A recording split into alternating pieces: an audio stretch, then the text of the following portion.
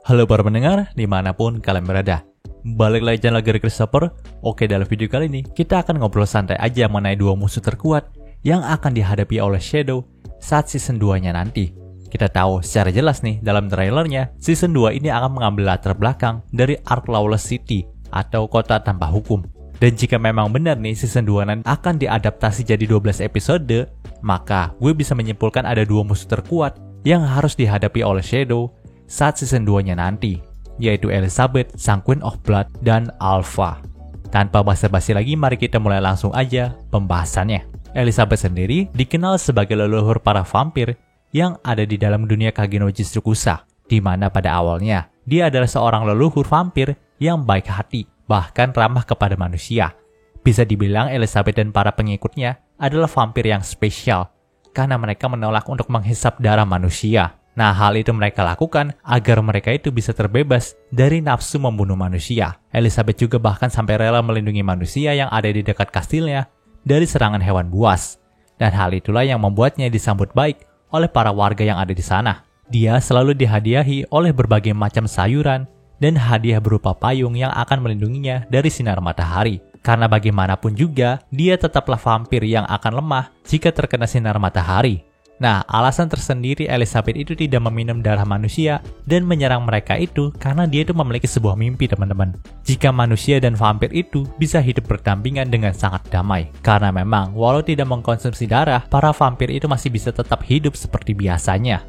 Dia juga selalu berusaha untuk menjaga para pengikut vampirnya agar tidak menyerang manusia yang ada di sekitarnya. Namun, kedamaian dalam negeri Elizabeth itu pun berubah ketika salah satu tangan kanannya yang bernama Crimson itu dengan sengaja mencampurkan darah manusia ke dalam makanan yang disantap oleh Elizabeth.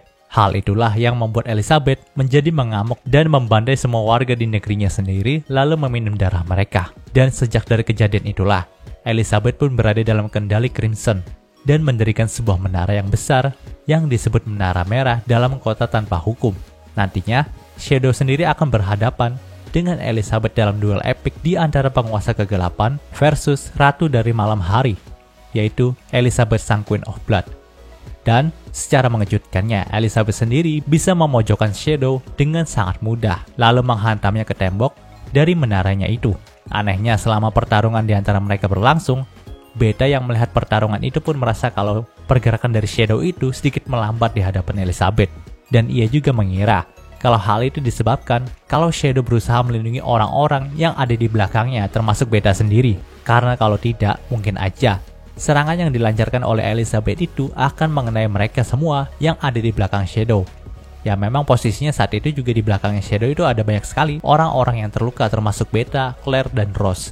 Maka dari itulah, Shadow sengaja menerima semua serangan yang dilancarkan oleh Elizabeth. Namun sebenarnya sih, alasan pergerakan Shadow jadi melambat itu dikarenakan dia itu membawa sekantong emas yang ia dapatkan dari ruang harta Elizabeth dan disembunyikan dalam sakunya. Dan setelah dia dihantam ke tembok oleh Elizabeth, Shadow itu langsung meletakkan sekantong emas itu di dekat sana, lalu bisa kembali berduel dengan Elizabeth dalam kondisi yang prima. Namun tetap saja, walau sudah dalam kondisi prima, Shadow itu masih belum bisa mengalahkan Elizabeth gitu aja. Apalagi Elizabeth sendiri memiliki teknik penguasaan darah yang mampu membuatnya jadi abadi. Selain itu, dia juga bisa memanipulasi darah miliknya untuk menjadi senjata sihir yang berbahaya. Dikatakan kalau memang teknik manipulasi darah milik Elizabeth ini adalah teknik turunan dari iblis Diabol sendiri, yaitu Aurora. Dan hal itu juga langsung dikonfirmasi oleh Aurora sendiri, yang saat itu berada dalam tubuhnya Claire. Bahkan dengan menggunakan teknik itu, Beta dan Rose saja sampai dibuat terluka parah oleh Elizabeth. Namun selama pertarungan itu, Shadow bisa melihat dengan jelas kalau jiwa dari Elizabeth itu menjerit memohon kepada Shadow agar bisa membunuhnya. Karena memang nih, menyerang manusia bukanlah kehendak Elizabeth sendiri, tapi karena dia diperdaya oleh nafsunya sebagai vampir dan karena dikendalikan oleh tangan kanannya yaitu Crimson. Maka dari itu, ia pun lebih memilih mati untuk menebus dosa yang ia perbuat selama ini. Di sini Shadow pun menerima permintaan dari jiwa Elizabeth itu. Tapi saat mereka beradu serangan terakhir, Shadow tidak menggunakan skill andalannya yaitu I Am Atomic. Namun, dia menggunakan skill yang bernama I Am Recovering Atomic. Dan hal itulah yang membuat Elizabeth terbebas dari hawa nafsu untuk membunuh manusia. Ya, dari nama skillnya juga kita udah tahu nih, kalau Shadow menggunakan energi sihirnya untuk melepaskan Elizabeth dari belenggu nafsunya memangsa manusia. Sama seperti saat Shadow itu menggunakan energi sihirnya untuk mengobati para anak yang terkena demon possession. Dalam akhir arc itu, Elizabeth pun terlihat berterima kasih kepada Shadow karena telah membebaskan dirinya. Sedangkan untuk kasus Alpha sendiri, berada dalam arc pertarungan Mitsugoshi Group melawan aliansi dagang, di mana ceritanya Shadow itu telah menyamar menjadi John Smith dan bekerja sama dengan Yukime untuk menyebarkan uang palsu. FYI, Yukime sendiri merupakan salah satu dari 3 penguasa yang ada di kota tanpa hukum. Dan di tengah itu, Alpha pun langsung datang untuk membasmi seorang yang bernama John Smith karena telah dianggap sebagai penghalang rencana mereka dalam Mitsugoshi Group dan telah dianggap telah membunuh Delta. Tapi dia itu sangat terkejut ketika tahu kalau yang dilawannya itu adalah tuannya sendiri. Di sini pada awalnya Alpha itu bertanya-tanya kenapa Sid itu melakukan semua ini. Padahal nih rencananya untuk membagikan uang palsu itu sangat merugikan Mitsugoshi Group. Lalu Sid juga nggak memberikan penjelasan mengenai hilangnya Delta. Apakah memang Delta itu dibunuh sama Sid atau enggak gitu. Hal itulah yang membuat Alpha sangat murka kepada Sid dan langsung menyerangnya secara membabi buta. Namun Alpha pun sadar kalau kemampuan bertarungnya itu masih berada di bawahnya Sid. Tapi belakangan ini, dia telah melatih teknik baru yang terinspirasi dari gaya bertarung sang Queen of Blood yaitu Elizabeth. Bahkan dikatakan teknik ini belum pernah ia perlihatkan kepada siapapun termasuk Sid.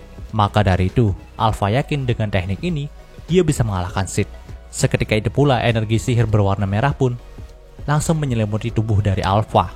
Lalu Alpha pun bisa membuat gerakan super cepat yang bahkan tidak bisa dilihat oleh Sid sendiri. Dalam kesempatan itu, Alpha juga berhasil melayangkan sayap dan pedangnya kepada pipi dari Sid. Dan di saat Sid ingin menangkap Alpha dengan benang miliknya, tubuh dari Alpha pun langsung terpecah menjadi kabut merah, persis seperti yang dimiliki oleh Elizabeth sang Queen of Blood.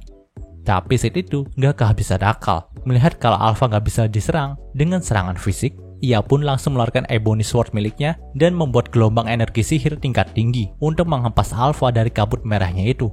Benar saja rencana ini pun berhasil, dan Alpha tergeletak lemas ketika terkena langsung gelombang energi sihir milik Sid itu. Pada akhirnya pertarungan itu pun dimenangkan oleh Sid sendiri.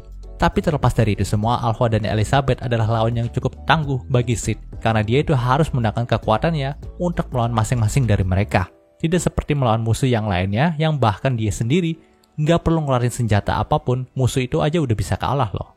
Dan jika dilihat dari art manganya, kayaknya kedua duel ini akan jauh lebih menarik untuk dinantikan dalam season 2-nya nanti deh. Semoga aja animasi dari kedua duel ini gak kalah bagusnya dari animasi pertarungan di antara Iris, Beatrix, dan juga Shadow. Dan cerita di part ini pun berakhir.